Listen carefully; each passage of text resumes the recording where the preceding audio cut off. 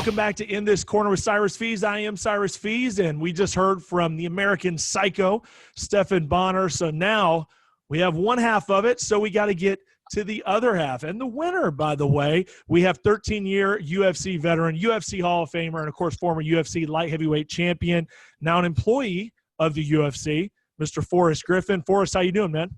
I'm great, man. I'm great. Thanks for having me. Unfortunately, I am not coming to you live from Fight Island. It'd be a lot cooler if I was. I'm coming to you live from my wife's craft office. So. I see that. I was about to say you're really into some crafts, bro. It was my office, and then I got the job with the UFC, and I moved my office to my office. And then when I came back because of the quarantine to reclaim my office, no, wasn't happening. Not happening.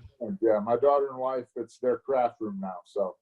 Oh, that's all right. It's pretty cool though. They do a good job, man. From what I can see, yeah. Pretty awesome stuff. It's pretty solid. Very cool. Well, obviously we're doing these interviews because there is a need for content in the world right now. Being that all of our sports are gone and all of our events are gone and concerts, etc. So, we started this show, and obviously it's all due to this COVID-19, this pandemic. How has that affected you, just in general? Family life, work life, everything. Yeah, I'll tell you how it's affected me. I've gotten to see so many superstar athlete and actresses' homes. Because they're out there, you see, like, they're all shooting random content of their homes, and all I can think is, hey, your quarantine and my quarantine are not the same thing, okay? I'm doing all right, but I don't got a private gym in my house. I'll show you my gym later. It's literally 2 towels laid down in my dining room with weights on them. I've got like the whole band system. It's on my table. Like, I have to move it to eat and then move it back. You know what, I'll tell you about this. If you can keep a good schedule, go to bed, get up, like, keep your time squared away, this is not that bad. I've gotten a bit of studying done. Work's tougher, right? Because, emails are hard. It's easier just to, like, walk down to somebody's office and say, hey, how about we do this? It's so much better than, like, trying to manage and whatnot. It's tough. But as far as, like, personal development, working out and reading, get up, work out from 8 to 9:30 every morning, clean up, start work, take a study break, study, Yeah, no doubt. Yeah, I'm enjoying the time at home with the family too. I would have done great in prison. Well, hey, Forrest, there's still time, bro. There's still time. That's the point. I don't know. Food and Wi-Fi situation in prison will be quite the same. I'm not like, hey, what kind of protein powder do you guys have in jail? Yeah, no protein. I'm out. Sorry. So, on a more serious note, what about when you talk about you're obviously working for the UFC, and it seems like it's been a scramble. Nobody knows what I do exactly, but I'm working. Just know that I'm working hard.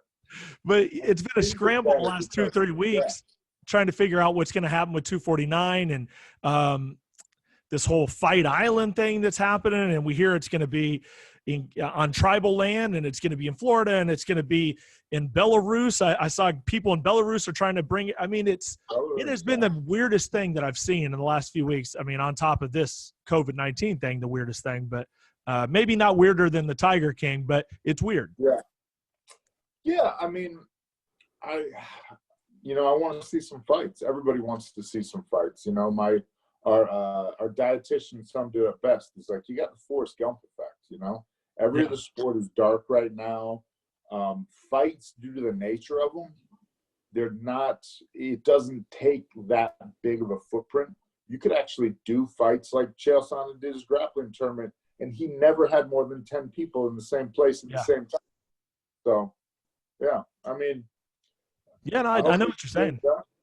Yeah, no, and I hope so too, because, I look at it, from being in this business, not as long as you've been in this business, but I've been in this business since about 2007, 2008. And you feel for the fighters. And you're just a newbie. I'm just a noob, as my daughter would say.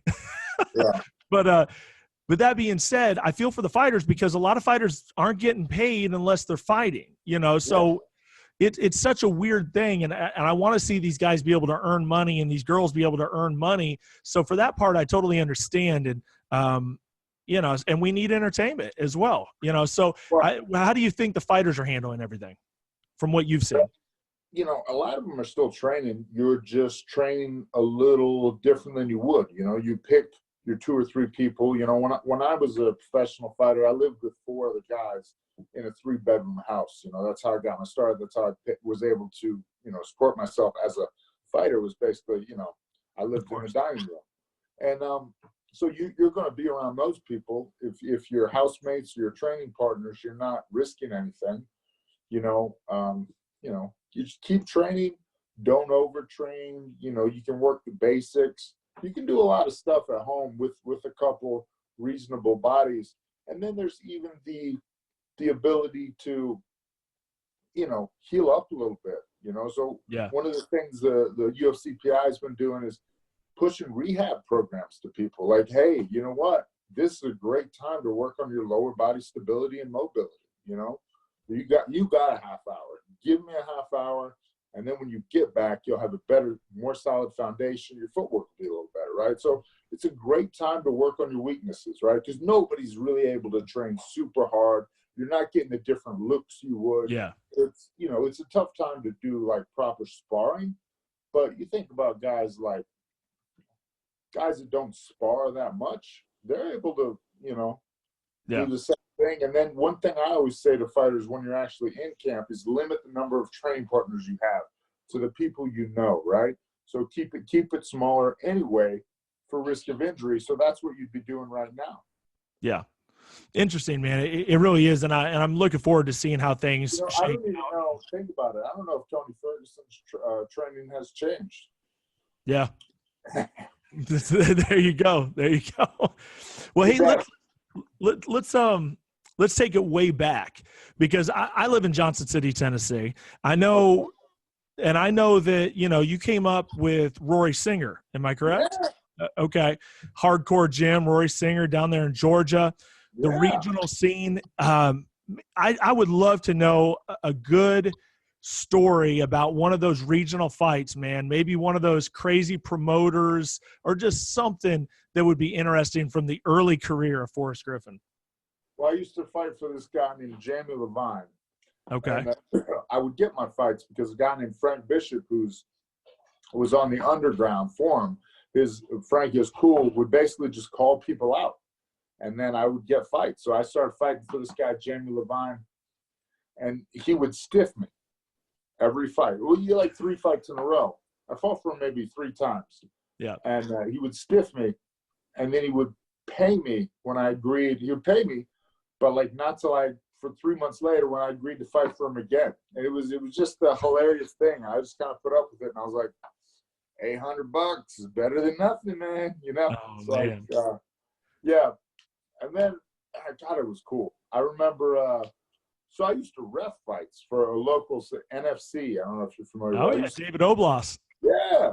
Absolutely. So I used to referee for him, and I would just see the craziest things because it was at like a bar, you know, and then you've all heard of the fights in the strip club, but have you ever cornered a Mormon kid in a fight in a strip club? Huh? Clearly not. He was not. That is a real thing. And he was more concerned about his surroundings than the actual opponent. That was awesome. And he got upset because we were spraying beer everywhere and beer got in his mouth. It was pretty funny. Oh, jeez. That's what I was looking for. That's what I was looking for. Celebrating this win, like people were spraying beer everywhere. It's like, God, I don't drink. Come on. Oh, man. It was the Wild West back then. It truly was. And at Wild Bill's of all places. You were just talking about, you know, Stephan Bonnar basically fighting on some sort of crazy island for some crazy rich guy. And then and that's still being done. Now that's still being done to this day. I mean, around the world. Yeah. But Bodog, you remember that? Oh yeah. So that was just like, and I remember I wanted to fight on Bodog because they were paying chunks of cash, just handing it to you there, like taxes. We're on like, you know, St. John's Island. That still happens. Yeah, yeah. It happens less and less, though, unfortunately. Yeah, no, Yeah. you're right. You're right. But they're still paying in cash some places. Yeah. I know that for sure, which is great. It's an amazing. Yeah. But I hear what you're saying, and we'll jump into you getting into the UFC, and I think the interesting thing about the UFC, and obviously the fight with you and Stephan, and I'm wearing the shirt, by the way. Oh, yes. Yeah. All right, man. I got Stefan's, and I tell everybody, and everybody's like whatever. I don't fanboy out for stuff, but I did this show with Stephan, and I saw that on his merch table, and I'm like, that is the coolest shirt I think I've ever seen, coolest MMA shirt I've ever seen. And of course, it's based on Ren and Stimpy and stuff, which you can't beat that. But talk about that fight, man. Obviously, you have a nice Hall of Fame plaque and pretty amazing stuff that has come from that one huge fight with Stephan. Just kind of recount that a little bit. That was for me, that was the changing point, right? So me and Stephan didn't realize the gravity around that fight. Probably a good thing. We didn't realize that the deal for the next season was being done in the parking lot, literally, like after that fight. But for us, like, I knew that I didn't have to get a day job anymore, that my days of bouncing or doing construction every now and again, whatever, were over, that my job was now to become the best professional fighter that I could. And I was stoked about that, Yeah. I thought that was great, right? And then to look back, it's like, 15-year anniversary just happened, so I did another interview about this. And as I'm talking, I thought about it, and I was like, everybody that came before me, all the men and women that fought before or after me, they've all contributed something, But me and Stephan, we have like that little cornerstone in, the house, the tabernacle that is MMA, whatever. Tabernacle definitely wasn't the word I was looking for, but you get this, the castle that is MMA, whatever. I hear you. Of course, man. We got to, we got to do our little part, and that, that'll last forever. And then there's, the GSPs, the Anderson Silvas, the BJ Penns. I mean, they put a lot of stones. Oh, of course. In that house, right? But me and Stephan, we put that one right there that kind of helped it all stay together. No doubt. Well, you fought pretty much. You pretty much fought all the. I was talking to Stephan about how good that light heavyweight division was. Like Stephan, we fought everybody. You really did. Yeah.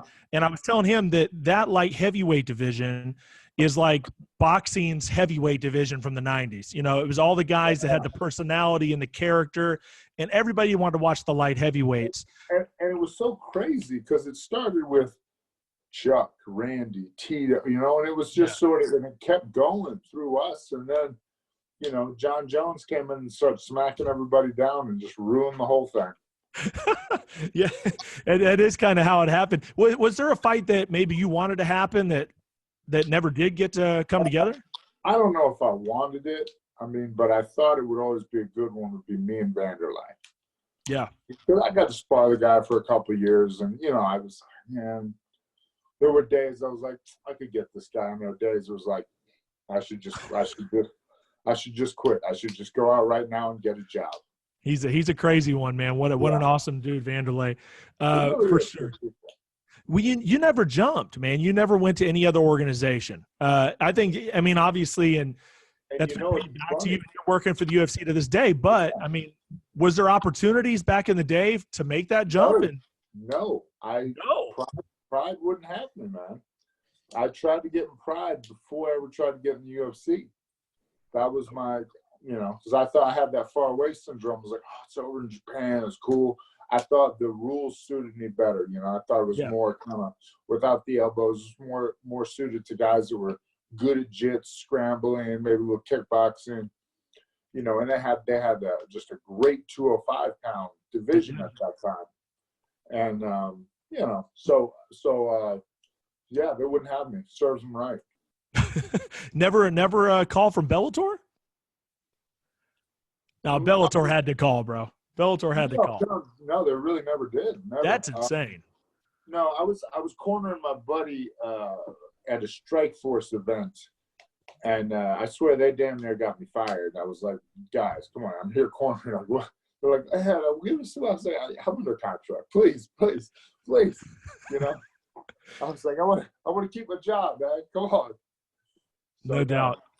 Well, that's interesting, man. And Stephan, you know, we talked about Stephan. We'll go back. He does this wrestling thing, man. He's out professional wrestling on the weekends, and he's a champion down in Texas, I think it is. And what do you make of that when you see Stephan making that jump and what he's done? Was that ever anything you ever wanted to do? So no. Well, I always wanted to do, and this is 10 years ago, I wanted to do one match with Mick Foley over, you know, in Iraq, Afghanistan for the troops, like on a USO tour. I wanted to do one match with him because I somebody gave me his book years ago. I never even liked pro wrestling. Somebody gave me his book. I read his book. I was like, this guy's awesome. And, you know, I wanted to do that one match, but now even that time has passed. The one thing you got to give Stephan and guys that are still going, doing whatever, credit is, man, wrestling, as fake as it is, 260 pounds falling on you feels real all day, every day. It hurts, man. So my old manager managed a bunch of pro wrestlers, and I swear they were as banged up as I was, you know? Oh, yeah. Oh, yeah, I mean, because it's nonstop. I mean, you know, where you guys might fight 4 or 5 times a year at most, these guys are nonstop. I mean, they're wrestling twice a week, and then they're getting their 230-pound butt on a plane in coach to go wrestle at the next place while trying to stay big on the road, you know? Yeah. So it's tough. Well, all right, man. A few things here at the end I have for you. I want to ask you this, and social media. Now, you came at a time where there really was no social media, maybe a little bit with maybe some MySpace. What I was about to say, hit me up on MySpace, bro. I got all the social media. Can I be in your top 8? That's the real question. Oh, yeah. That being said, now it is so it's so crazy now, and I feel for anybody. Like, obviously, you know, I'm doing this, and I've had the pleasure to be on a lot of great programs of TV and stuff, but I don't get a following like you guys get. To have people just jump on and trash you. Like, if you went on Twitter now, I'm sure if you put your name in, somebody's calling you a POS or piece, you know, just the nasty words. Yeah, I've blocked them all. I blocked them all, man. I don't, you know, I just don't, man. But a lot of people say that, but it still has to affect, maybe when it first started happening, did it affect you then where you're like, man, screw this guy, or the hell with this? Oh, like, yeah, well, I just have a very low tolerance for negativity. I didn't even realize that going in, but I tend to spiral negative anyway. So I don't need people, you know, I don't need that stuff. So I don't, I mean, I just, in the second, delete, block, boom, gone, you know? Yeah. I'm not like, yeah, I'm a sensitive soul, you know? And you can be like sensitive and insecure. That's fine if you're like, and I am very insecure and very sensitive about what I've done and who I am, whatever. But I don't really throw a lot of stones at other people. It's not like I'm out there, you know, riling other people up. You know, if I was doing that, then yeah, you know, what comes around goes around. But, you know, it's like they say, you know, people who live in glass houses shouldn't vacuum naked or throw stones. But, you know, so I don't, man. I'm like, you know, well, you just come to me, bro. I didn't do anything. Yeah. No, it's a crazy thing. Let me ask you about the Diaz brothers real quick. They're such an enigma to so many people, and speaking from fans, even to people that are in the industry. And what do you make of Nate and Nick? You know, Nick, it seems like from a distance you would say, man, you know, all these years have gone by and you're fighting every once in a while, and then obviously suspensions happen, but do you feel like sometimes they shoot themselves in the foot sometimes, or do you think that's just who they are and that's what they're going to do? You know, I don't know. I mean, you know, it depends on what your end goal is, right? Like, what are you trying to do? I don't know what their bank accounts look like. Maybe they're cool. Maybe they're good to go, you know? Yeah. You know, I don't know their motivation to compete. They've, you know, Nick, I watched Nick fight when I was, you know, I watched him fight and knock out Lawler in the UFC when I was struggling when that was my dream, you know? So, you know, after a while, he's just done his thing. I do have a great story about him. Go for it. I was cornering a buddy of mine in UFC. He had hit a sweet Kimura, kind of like he went Kimura and then he went north-south. And he gave the kid I forget the kid's name. I think it was Josh Neal, maybe the dentist. He went north-south, and he gave the kid a chance to tap. And the kid didn't tap, so he wrenched his arm a little bit, and then he, you know, got the tap. And I said, hey, man, that was a sweet Kimura. This is in the emergency room. He's getting stitched up. I said, hey, man, that was a sweet Kimura, you know, and I even appreciate it. You gave him a chance to tap. He didn't tap. Help him, you know, you got to do what you got to do. It was awesome. And he just kind of, he was sitting there, and he just looked at me like,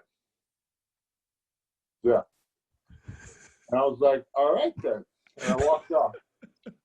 About 3 months later, I'm going somewhere. He's going somewhere. Mutual friend.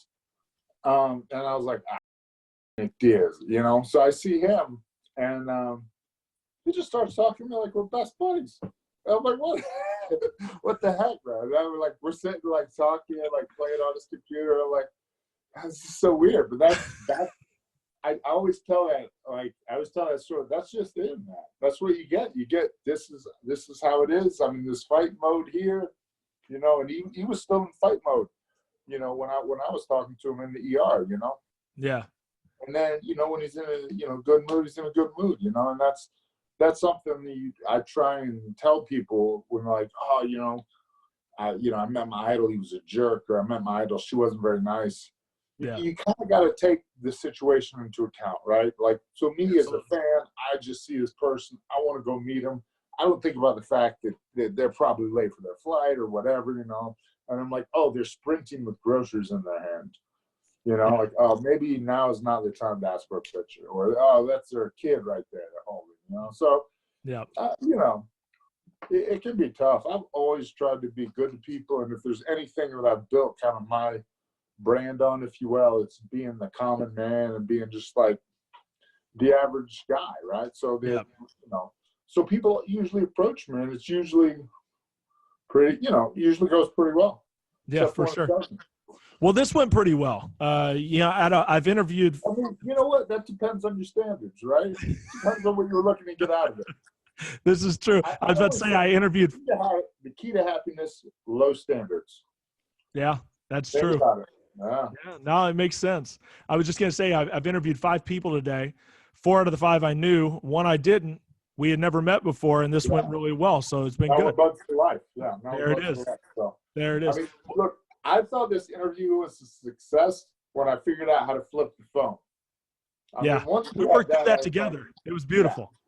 Yeah. Once you coached me through that, I said, man, this is going to be good. It's going to be good. Absolutely.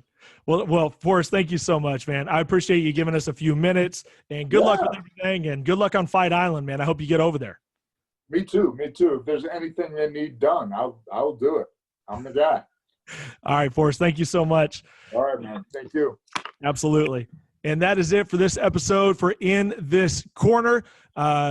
Stay tuned. We got plenty more to come, plenty more episodes with huge stars in all of combat sports. I'm CYRUS FEES. We'll see you next time.